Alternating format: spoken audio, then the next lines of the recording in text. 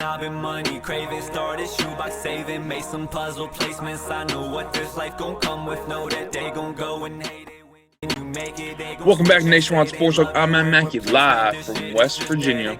Wild and wonderful, y'all. Episode 107 is here, and we're going to break down college basketball the whole week. Talk about the best games, what happened last week, and talk about a little bit of the NBA, the all-star lineups they have set, and more of the best games of the week. End of the show, we got ended with something good. Top 5 college football walk series of all time. Kaylee got his 5. I got my 5. But before we continue, I got to introduce the man himself, live from Morgantown. Caleb, say what's up.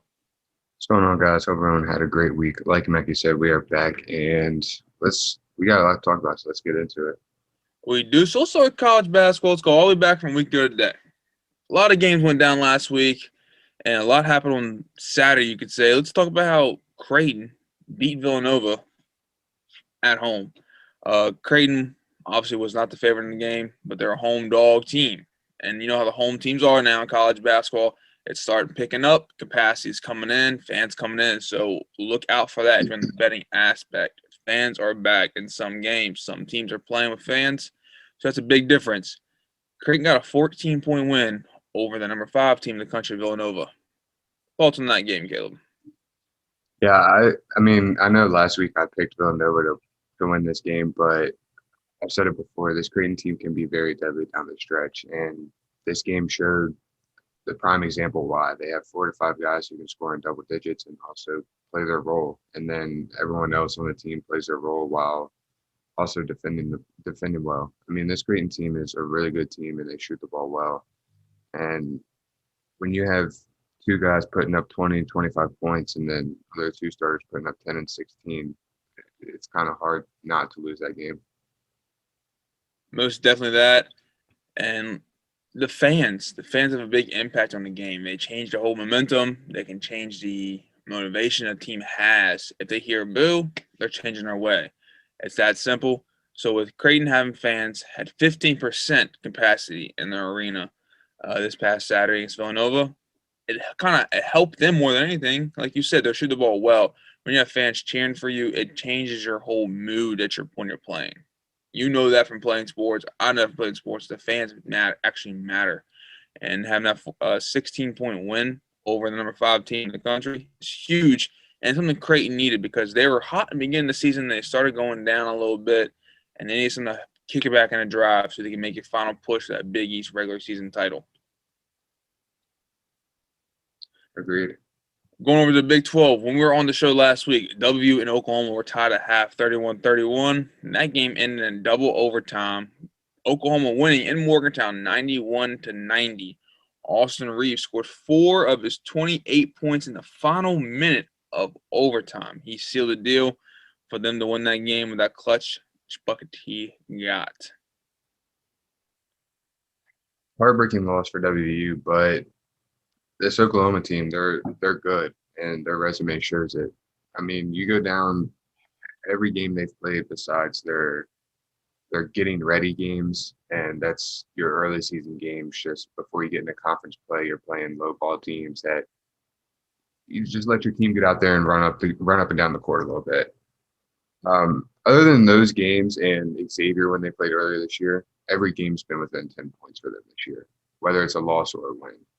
And it just shows how scrappy and how competitive this Oklahoma team is. No matter what, they're going to keep it a close game. They're going to defend well. They're going to shoot the ball well. And I'm honestly thinking Big 12, there's going to be a couple Big 12 teams we're going to see in the Sweet 16, if not Elite 8. How many are you talking about? I'm thinking maybe 2 or 3 that can make it. I can definitely see W making a push for it now. I do see that. I see Baylor. And I do see this Oklahoma team doing something. I mean, Lon Kruger, the head coach of Oklahoma, he's great to adjusting to situations. Even Bob Huggins said that. He said that he's like the worst coach to go against because he can change his whole entire mood into a new game. And that's what's so hard to play for against them And that's why there's so many close games, because he makes sure his team changes the situation they're in to fit the game at the moment.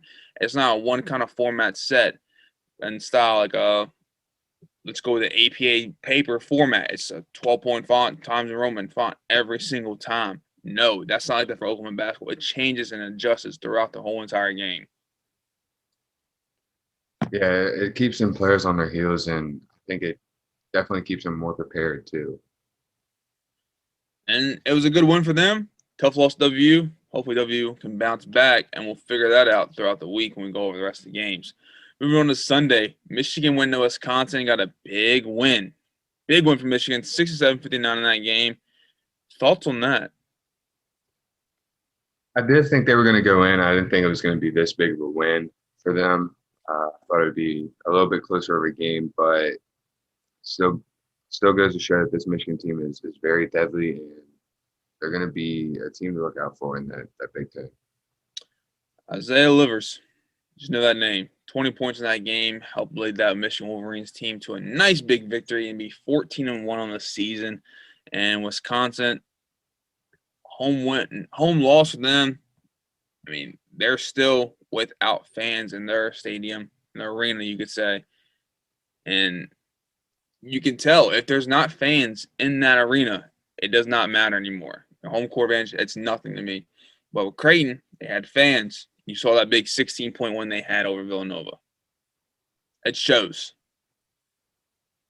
Another game we were talking about last week is that Loyola Chicago and Drake game.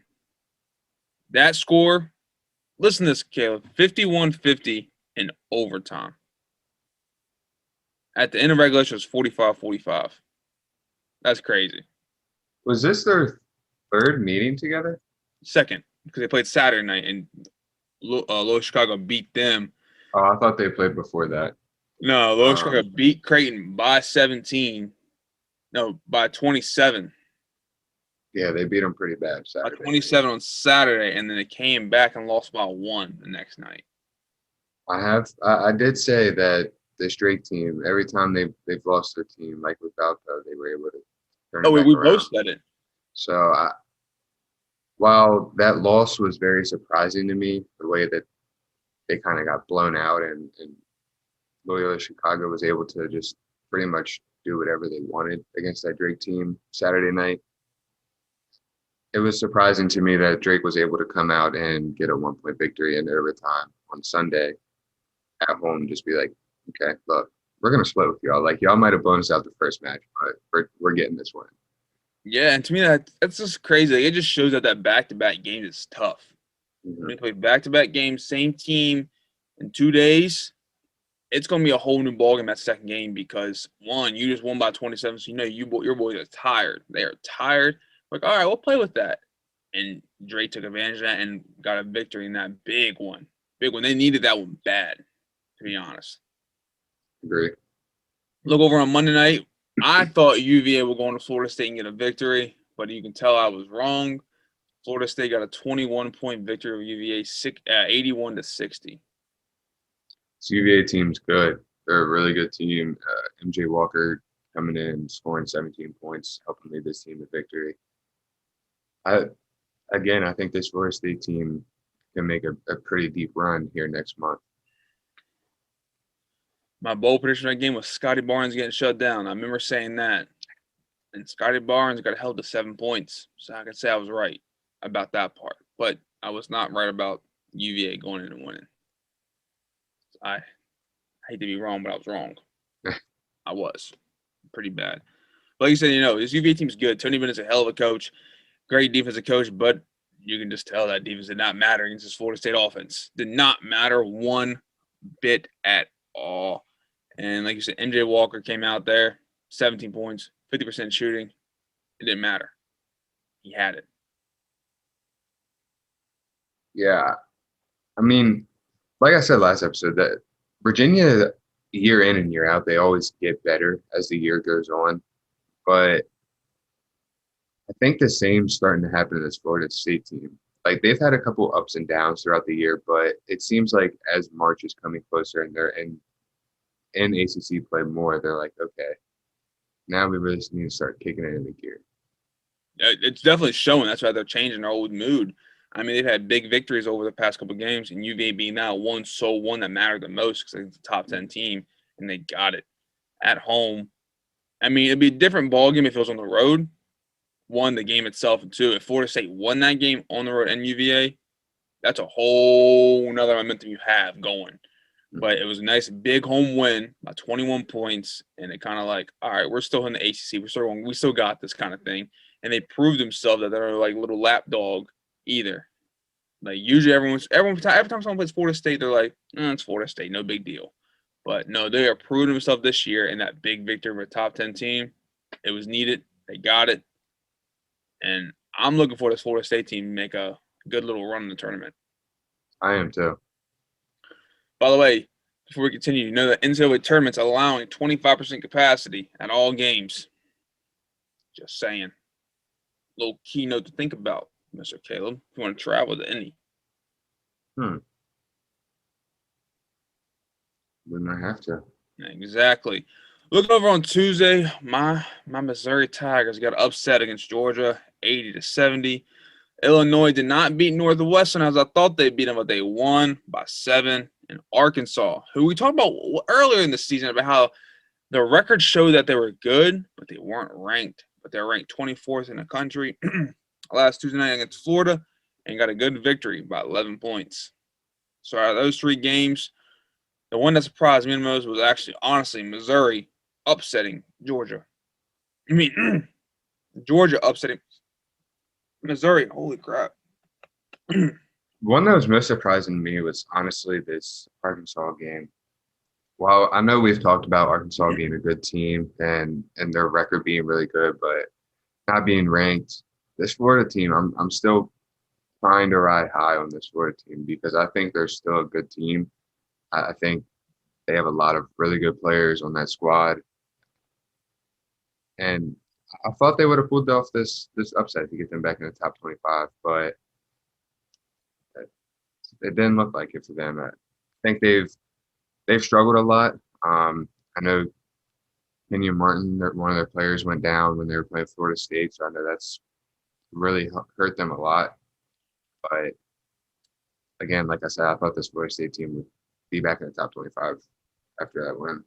That was Arkansas' 7th straight win in the SEC, led by Devontae Davis with his 18 points.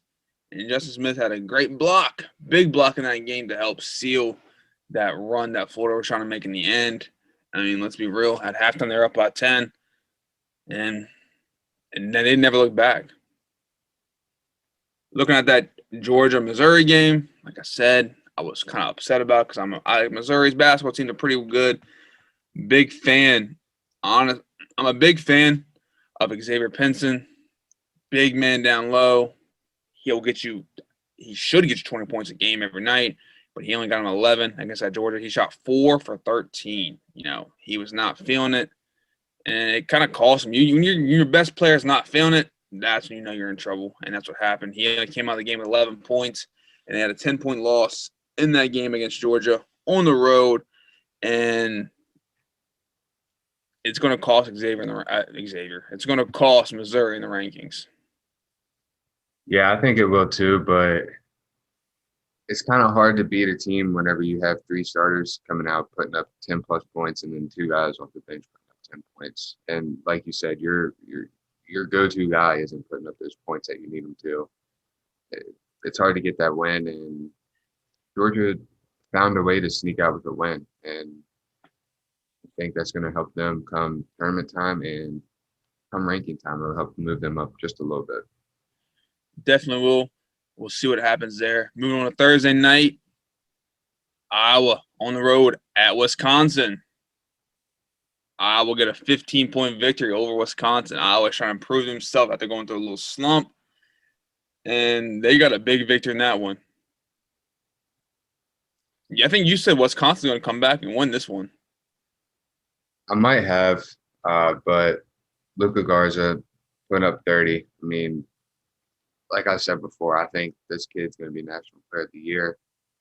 He somehow has gotten better from last year and years before. He's an unreal player, and I love watching him play.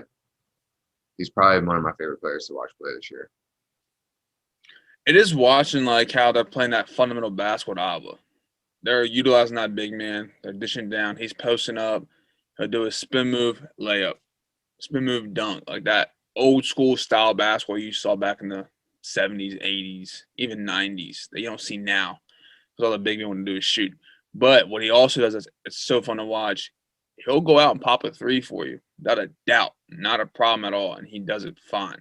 That's something he worked on the offseason, he said, and it shows. And he'll do it like maybe 2-3 times a game to prove that he can shoot the ball, but then he knows his role, get back down low. Yeah, that's why it's so fun watching because, like you said, you're just going back to that true big man skill of actually just dominating the paint no matter what. Yeah, it's kind of scary to have a big man who's a 7-footer who can pop a three and post you up down low in the same combo. That's scary. That's scary to have on a team. And Iowa has it. It's very scary with shooters too, which makes them deadly. Exactly. Then Houston, number 6 in the country, went into Wichita State and lost 68-63. Wichita was led by Alterique Gilbert with 16 points. And at halftime of that game, Wichita was down by 1, 34-33 in Houston's favorite, but they came out, pulled through at the halftime, and got a nice big victory over the Houston top 10 team. Wichita needed this one, and they still wanted their hopes to go into the tournament to be alive. Yeah, and that moves them to 9-2 in conference play. So I think definitely will help their chances a lot more going into tournament play. I think this Wichita State team is good. I don't think they're as good as they were in recent years, but still a good team, still a good program down there. That's the recap of the week of college basketball. Come back next week when we talk about the games here soon, and we'll go over the games we talked about up next later on next week. So let's get into that right now. Best games of the day. Let's go look at Texas Tech and Kansas. Number 15, Texas Tech taking number 23, Kansas on the road in the fog. I'm not going to lie. I think Kansas can pull through and get a victory at home. Starting off with a disagreement, I'm going with Texas Tech in this one. I think this Texas Tech team is a lot more deadly than this Kansas team. I think they're just better, and I think they're going to come out with a narrow victory. You think so? I think it's probably going to be a 5-point victory. You think Matt McClung going to go off? Yeah, he was kind of held back last game they played, and I think he's going to have another breakout game. Another good game to look forward to on today's date. Same conference, WVU, number 13 country, taking on number 12, Texas in Texas. Texas having that big ice storm right now. A lot of the states out of power. A lot of people are saying that WVU should not be traveling to that state right now because of the condition the state of Texas is in. But it's a university. They got power. They're fine. I'm sorry. We live up here in the Northeast, and we get that all the time. It's nothing new to WVU. So people saying, oh, WVU's not traveling to the state, blah, blah, blah. It's not a big deal to them because they are living in it right now in Morgantown with snow left and right at the moment. But this one, I think WVU can pull through, honestly, and get a victory on the road. I do too. I think that loss to Oklahoma is stinging a little bit still. I think they're out looking for a little bit of revenge. I think they definitely want to be back into the conversation of top 20 or top 10 teams. And I think with a victory, especially on the road like this, I think depending on if you come out with like a 10, 15-point victory, I think they definitely get talked about. And upset of the day, Duke beats UVA at Cameron Indoor. Calling it. I'm calling it, Caleb.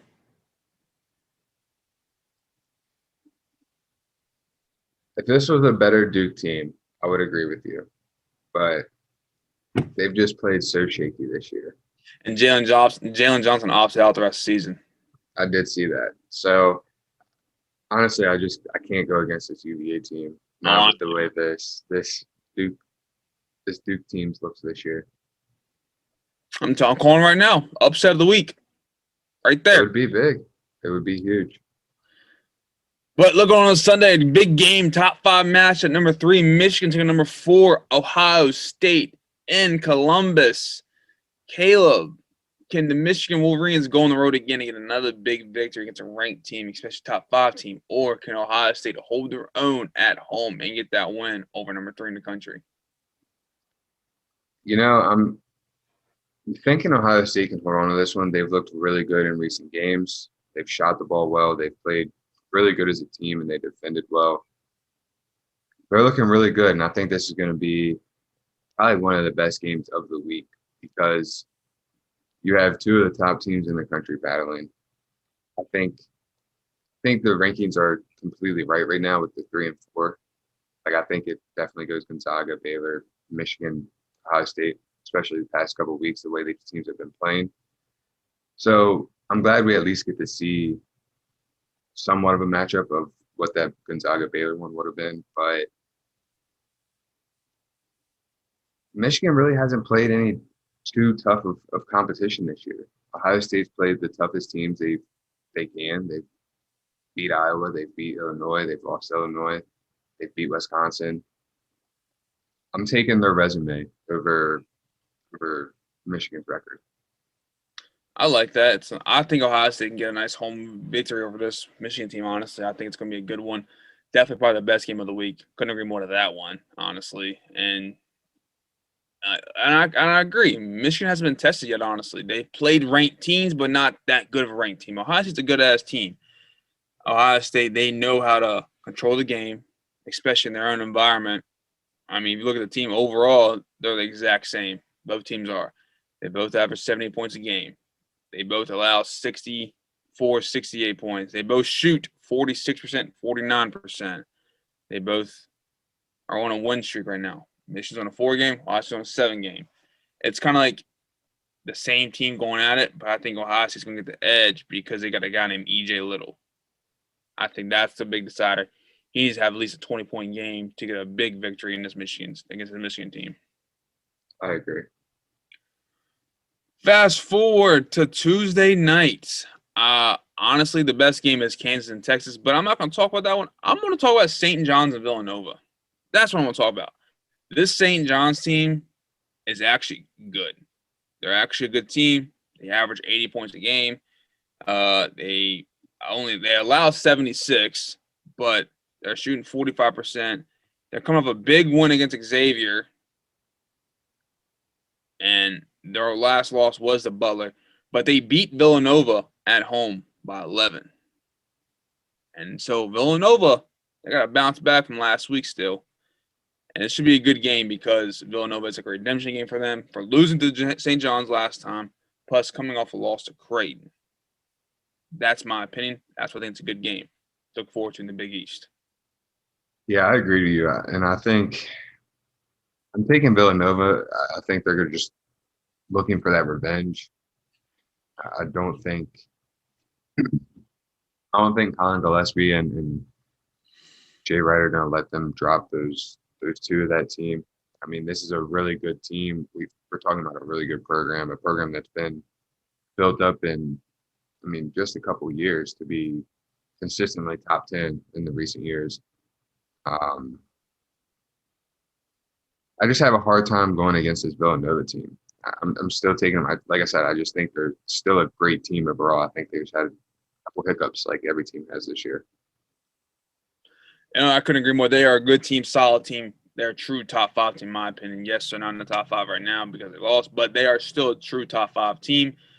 Everyone has a hiccup down the line. They had theirs. It's done over with, and they're going to make a run to prove themselves that they're that good to get a top seed to get in the tournament. Agreed. Looking over at Wednesday, nice battle in the SEC. Number 8, Alabama, taking on number 24, Arkansas in Arkansas. What do you think about this game? I think this one's going to be high scoring. Both teams can shoot the ball well and can run up and down the floor. So I'm taking Alabama. I think this game's probably going to be in the 70s or 80s. So I'm taking Alabama like 84, 82 or something. I like that one, but I think Arkansas can win at home. Honestly, I do. Arkansas is a solid team. They both can shoot the ball. But the way Arkansas can play defense is what I like. They know how to strap down. They held Florida to 64 points. Prime example right there. Florida's a good shooting team. Hold them to 64. Alabama, they don't really care about that defense bullshit. They just go down, grab the ball, shoot a three, run back to the court. And hope that team misses and do the same thing over and over and over again. That's what they do. So I think Arkansas can hold down that 3-point line from Alabama, and that's how they're going to win the game. If they stop the 3 points, they're winning the game. And I guarantee the coach right now is preaching that to him. Shut down the 3-point line. We're going to win. Just shut it down. That's all they do is shoot threes. Alabama's exciting to watch. They do put a lot of points, but that's because they shoot the 3-point. You stop that momentum they have, their system they got going, you're going to win. You're fine. Agreed. Then going on Thursday night, big matchup in the Big 12 and the Big 10 that night. We got number 13 W finally playing number 2 Baylor. It's finally happening, Caleb. Finally. We've waited long enough. Do you think W can go into Baylor and win? Oh, I don't know. I mean, while I want to have faith in my Mountaineers, this Baylor team is, like I said earlier, I mean, it goes Gonzaga and Baylor. That's how it just goes in college basketball this year. So I don't really know if any team can give Baylor a true run for their money unless it's Gonzaga. I would say the only other team I would think would be West Virginia because of their game with Gonzaga. They played Gonzaga really well, so that's why I am excited for this game. But got to shoot the ball better. I mean, it's proven that they've been shooting the ball better without Big O. So I think that's going to probably lean in their favor for me a little bit. But again, it's just Baylor's so dominant this year. They're so good. So I can't go against them. Exactly. And I like Baylor at home. I mean, I hate to say it, but I really do. Jared Butler's playing a phenomenal game so far this season. But so is Miles McBride. It's going to be a good match with the guard position. I think it's going to be the best. That's the best one in the Big 12, honestly. It really is. But you always go back to that Gonzaga W game because W play Gonzaga their best. And honestly, I do too because that's what I'm setting me apart. And I couldn't agree more. It's Gonzaga 1, Baylor 2. It's without a doubt that's how it's going so far this year. But the way W played Gonzaga, it showed W can hold up with the top dog. And I think this is going to be a close game. I do. It's not going to be no blowout by 10 points. I don't even think by more than 8 points. It's going to be within 8 points, honestly. Yeah, I mean, again, I just think with the way this WVU team has been shooting recently without Big O, again, they play Gonzaga with Big O, so you can't really compare the two, but that's why I'm thinking, like, it definitely could be a good game, and this WVU team definitely could give them a run for their money. Come out, shoot the ball well, and just defend well. Play WVU basketball. So that's definitely one of the best games to look forward to the week as well because it's finally happened. We waited for a month for it now, right? Yeah. Yeah. Another big game, like I said, the Big 10. Number 11, Iowa, traveling to number 3, Michigan. Michigan just coming off a game against Ohio State. Now they're playing Iowa. We'll be back-to-back because we both agree Ohio State can get that win over Michigan. We'll be back-to-back loss for Michigan, or will they bounce back? You know, I don't know. It's tough for them because you're going into this back half of your schedule where you're like, oh, shit, okay, we're playing the best of the best teams in the Big Ten now. Like, we've been pretty much beating up on these bottom half teams of the Big Ten. Now we're playing the best teams. Now we get to really see what we're made of. I'm thinking if they lose to Ohio State, they probably come out and come back to home and beat Iowa. I don't see this Michigan team taking 2 losses in a row. And if they do take 2 losses, I don't think either of them are going to be big losses. I think they'd both probably be within 5 if they do take 2 losses in a row. Yes, Iowa has gotten new Garza. Yes, Michigan's coming with a loss to Ohio State. we think. I think it's going to be a big, big bounce back game for Michigan because, like you said, they've been beating up the lower side of the conference right now. That's what they've been doing. And now the big games are coming. And I think this one against Iowa is going to show that Michigan is there. You can say Michigan's back. You know how Texas always says we're back. Michigan's back in basketball, being a top team. And I think it's going to be, honestly, I think Michigan wins by 12 or more. Because this Luke Garza is a hell of a player. I will go ahead and say that. But this Iowa team is so inconsistent. Luke Garza is a consistent player. He'll give you 25 every night, without a doubt.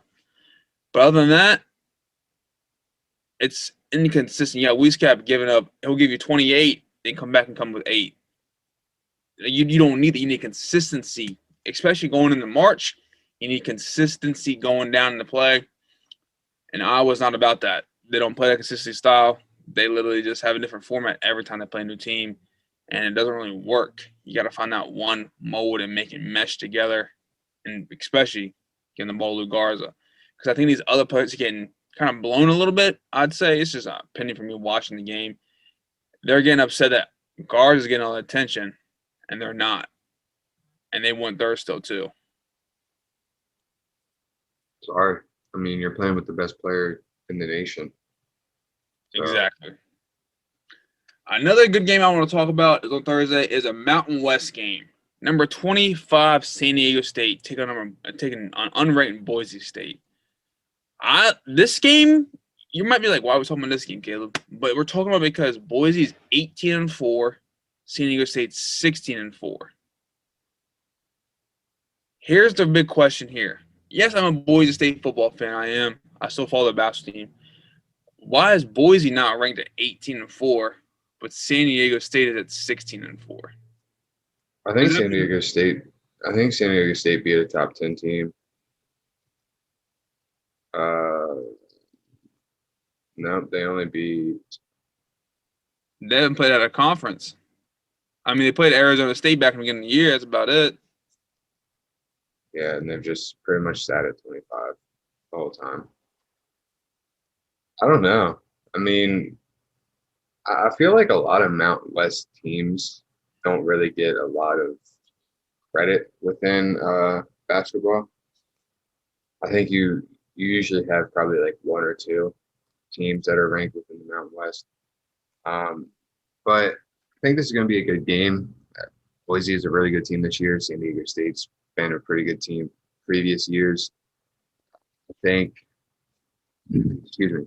I mean, earlier this year, Boise played the number 7 team, Houston, and lost to them by 10. So I'm thinking that they probably split with them. I know you wanted to probably just talk about this game, but I am looking at their schedule and they play them the 27th after this game. So I'm thinking if they lose this game, they turn around and win the second one. But I agree. I think Boise should probably be ranked over San Diego State, especially if you're sitting at first in the Mountain West. Like, I'm not trying to be biased or anything, but just like doesn't make sense. Like they played 2 more games than them. They had 2 more wins over them. Had the same amount of losses. And yes, San Diego State was ranked at the beginning of the year. They played Arizona State, who was ranked, but look at Arizona State now. Nothing. So I'm just saying to myself, like, why is this Boise team not ranked? They're 18-4. They're 16-4. No, I don't know, Caleb, but I think it's gonna be a good game. Derek Austin from Boise is putting up shots all year long, 17.7 a game. That's what he's averaging, shooting 46%. Boise's averaging 77 points a game. They're a shooting team. You should, if you have a chance, Caleb, you can watch that game. Watch how Boise plays. Watch how they play.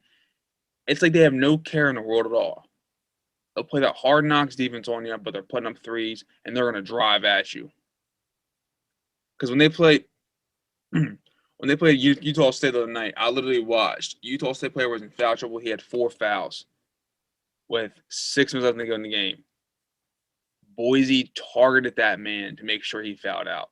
They literally vouched and said, we're going to get this guy out pretty much, and literally just kept driving into him, hoping to get a foul every time. And then with 5 minutes left in the game, he fouled out. Hmm. Because it was a game when they won 81-77, and it was a close game the whole entire time. And Boise is like, all right, we can get this motherfucker out. We got to get him out. We got to get him gone. And they just kept driving. Finally, they got it. And it worked.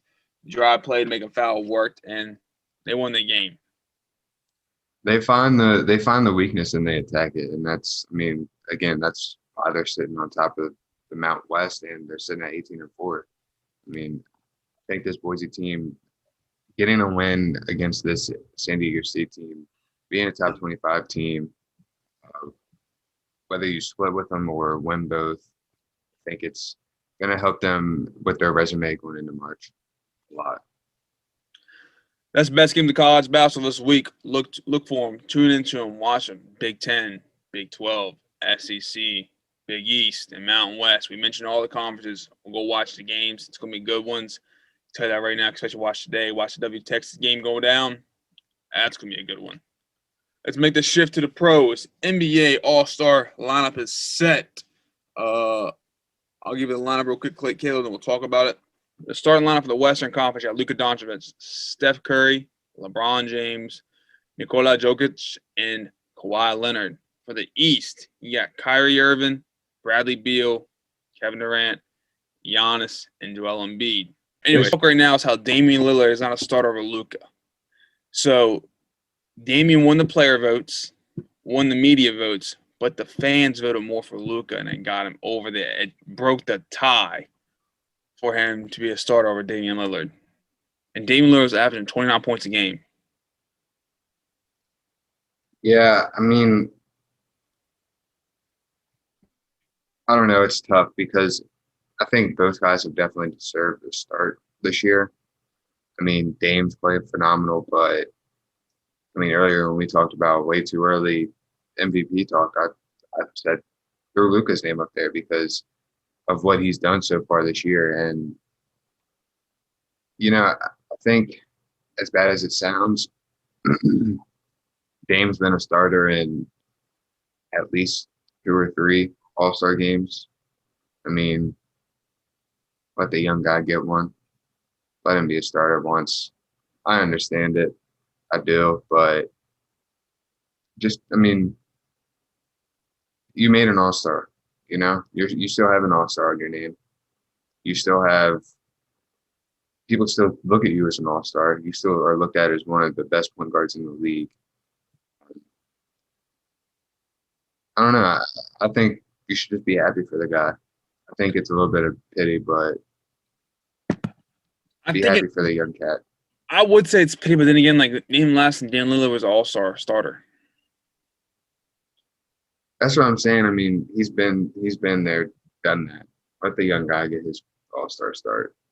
But it's not even like they're actually. Name the last time he was a starter. Dame, wasn't he a starter last year? He was in the All-Star game last year, but he wasn't a starter. Oh, he was a starter last year. Mm.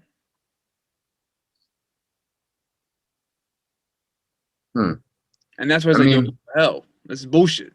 This is bullshit.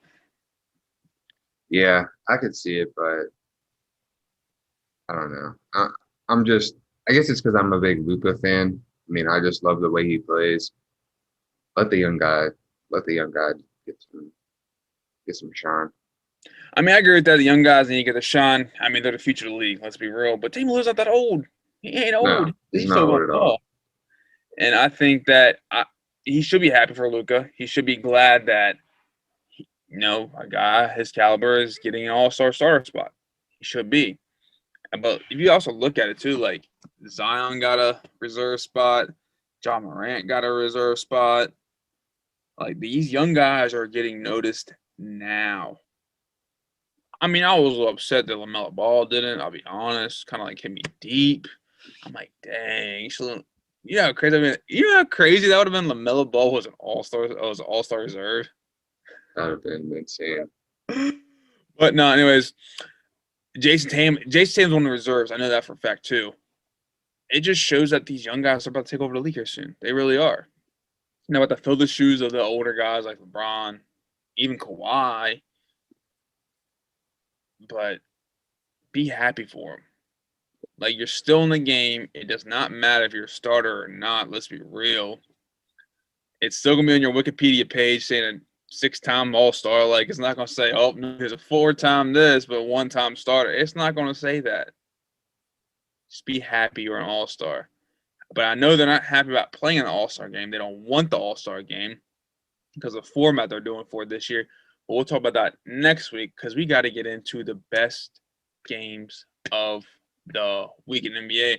So next week we'll talk about the All-Star game because that's happening on March 7th. We'll talk about the All-Star game format. We'll give you the full lineup, full roster for it because then it's definitely going to be out then for sure. I'll definitely find it a lot easier this time. But other than that, let's get into the best games of the week in the NBA. Let's kick it off on Saturday tonight. Honestly, you might call me crazy for this one, Caleb. Best game. Warriors versus Hornets of the day. Better than that Lakers Heat. Yeah. AD's not playing.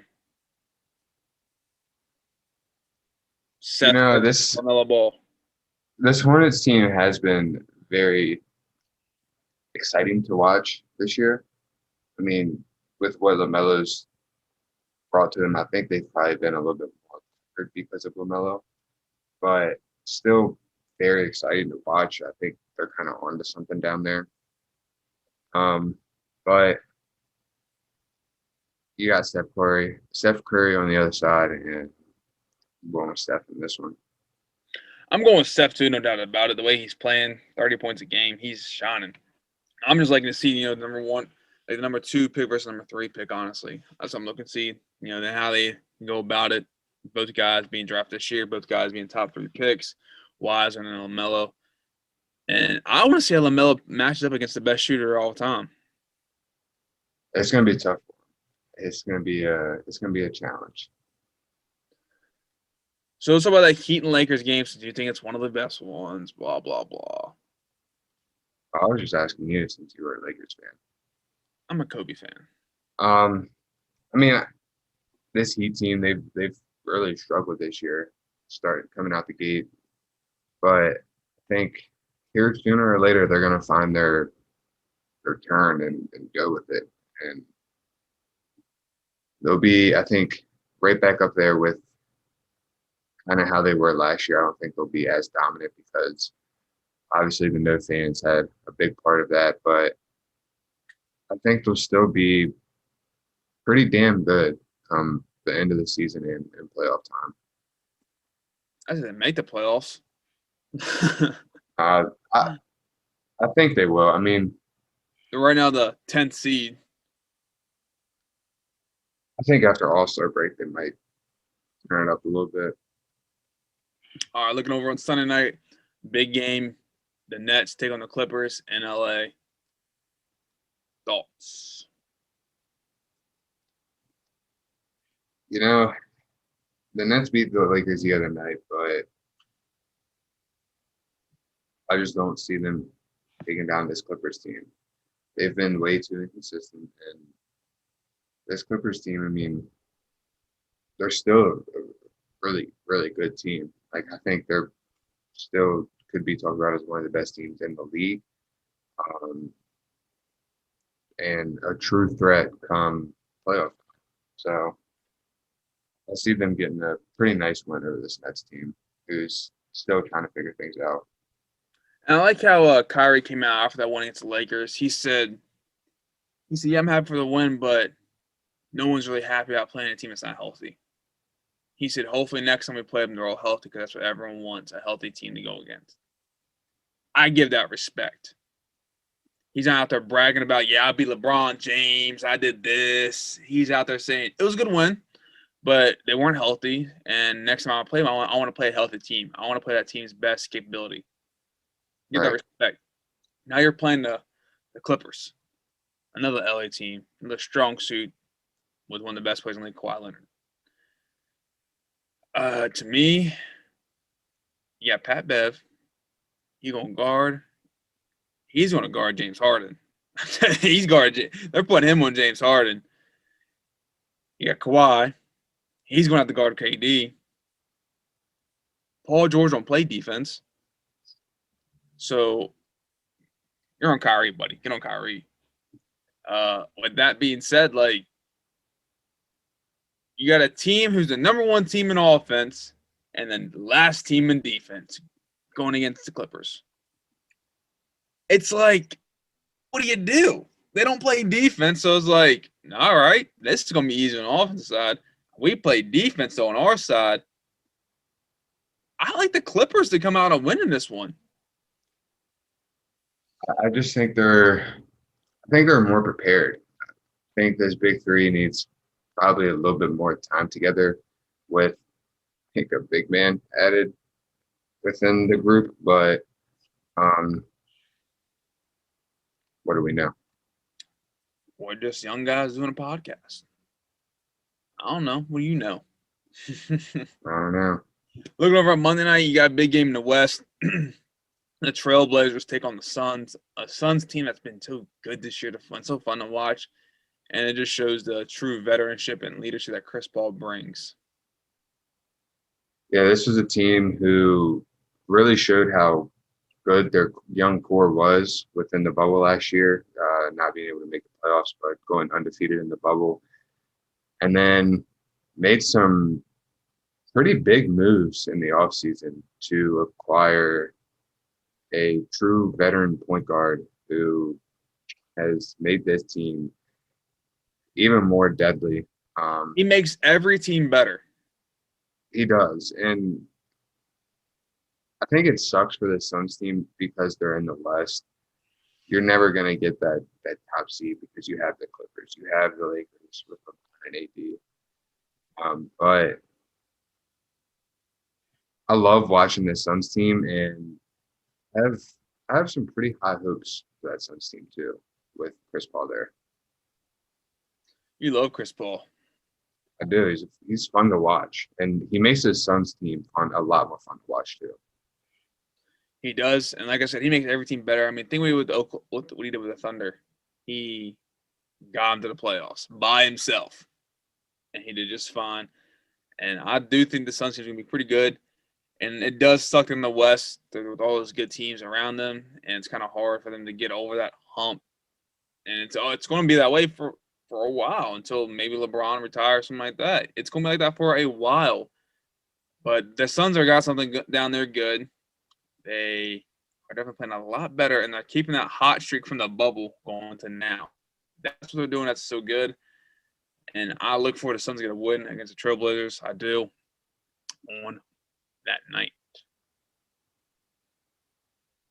Look over at Wednesday, the best game of the day. I'll bring up the Lakers for you, the Lakers and Jazz. I talked about last year, the Jazz being the Lakers' toughest competition. This is going to be a tough one. AD will probably still be out, right? Yeah, AD's out for a while. So it's going to be tough. I mean, this is a tough duo to stop with Donovan Mitchell and Rudy Gobert. Rudy Gobert having all that defensive presence that he provides, and then Donovan Mitchell can put up 20 to 30 points any night he wants to. So I agree with you. I think this Jazz team is probably one of their biggest competitions, and it's going to show Wednesday night because I think this Jazz team might sneak out with victory. I think they will. That AD, you got a top team like Utah going against you. That's one of your best players. LeBron can't do it himself. We know this. We've said this. That's why he brings all-stars with him. This Jazz team's going to get a victory over the Lakers. I hate to say it, but it's true. It's going to happen. That concludes the best games of the week. Come back next week. We'll recap the games, talk about the All-Star game format they're doing, and give you the whole lineup and give you our predictions for each one. Now is the moment they all been waiting for. Who is Caleb and Mackey's top 5 college wide receivers of all time? We got some recent players. We got some old school players. So let's see how they mesh. Caleb, give me your number 5. My number 5, Michael Crabtree, Texas Tech, 2007 to 2008. He spent 2 years within Mike Leach's offense, and he was completely unstoppable. He had 231 receptions, 3,127 yards, and 4 touchdowns. His first year being his most dominant, he had 134 catches with 1,962 yards and 22 touchdowns. Well, my number 5 is Michael Crabtree, too.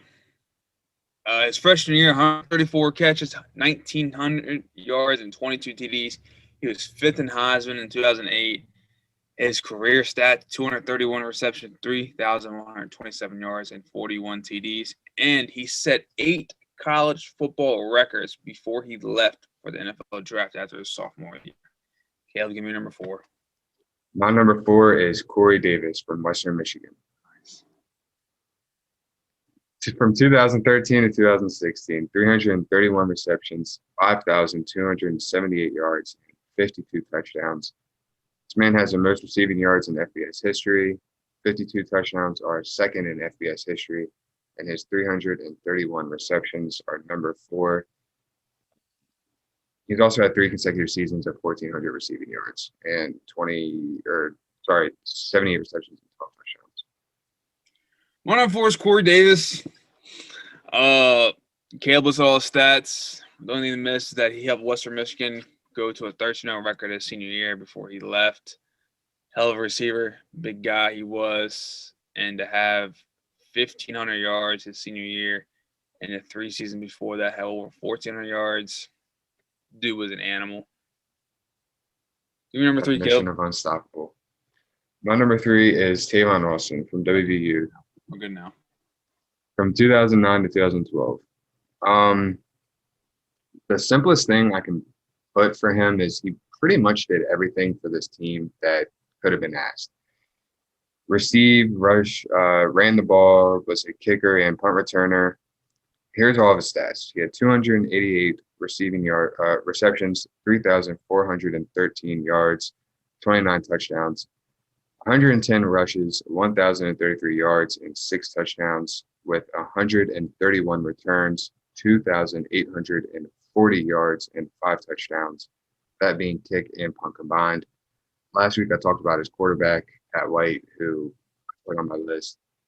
2 main guys and reasons that WVU is the way it is now and the way their football program is the way it is.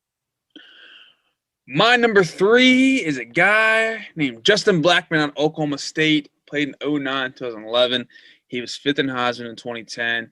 Had 2 seasons with over 1,500 yards, and he has career stats of 253 receptions, 3,556 yards, 3,564 yards, and 40 TDs total in the amount of years he played at Oklahoma State. Dude was an animal, top 5 pick in that draft in 2011, but he didn't have the same professional career like he did college career because he couldn't get off the weed. Stay off the weed.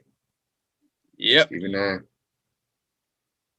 My number 2, good old Calvin Johnson, Georgia Tech. From 2004 to 2006.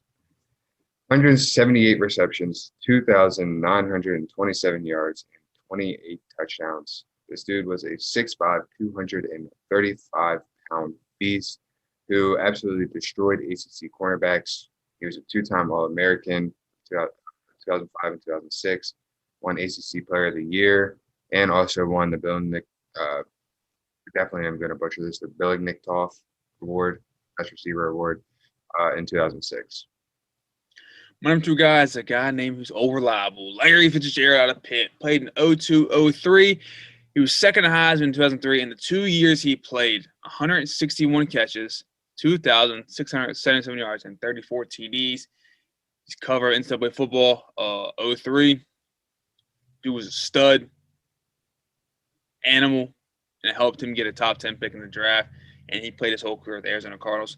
He had the same exact pro career he did college career. Never won the big one, but always had the stats. Caleb and I both talked before the show. We had the same number one guy named Randy Moss out of Marshall University. Played one season, 1997. You watch Rand University on 30 for 30. You'll see why he played one season. Homeboy, Caleb, break it down for Randy Moss. Well, technically he played two, didn't he? He played one in single A and one in double A, wasn't it? I don't think so. I think he just played one season.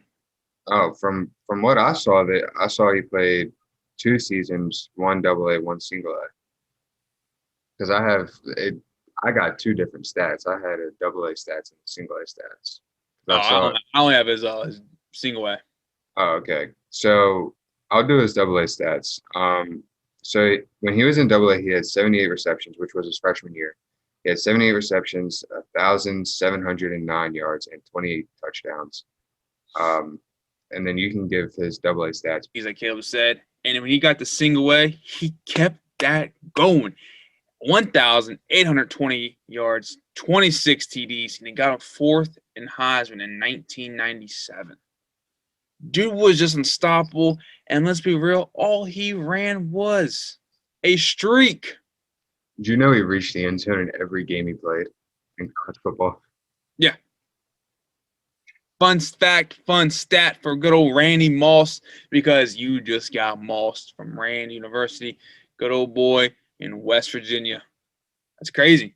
Crazy that one of the best receivers of all time is from our home state. That's true. Fun fact about Randy Moss, a lot of people don't know. He was an all-around athlete, but he never won a basketball state title. He lost in the finals against a team called Martinsburg High School. We them boys. And he played basketball with Jason Williams, who's now known as White Chocolate, star, dribbler, handler. He was in the league of the NBA. Little fun fact for y'all. Also, I got a nice signed Randy Moss Marshall jersey on my wall here in my house. $1,000 if anybody wants it. Put in a comment. You can only find one of a kind, one like it, a Marshall signed jersey. Find a lot of Vikings, Patriots, that kind of stuff. You ain't gonna find a Marshall jersey signed. I got one of those. Caleb, that concludes episode 107. We broke down everything that we could. Come back next week and we're gonna break down more. Break it down, Caleb. A fun episode. We will see you guys next week. Thank you for joining us. Like, subscribe, leave a comment. Let us know what you guys want to see next week. And we will see you guys next week for 108. Episode 1 is going to be another good one. We're going to break down more college basketball since we're getting close to that tournament time. We're going to give a prediction of our top player who's going to win the Wooden Award.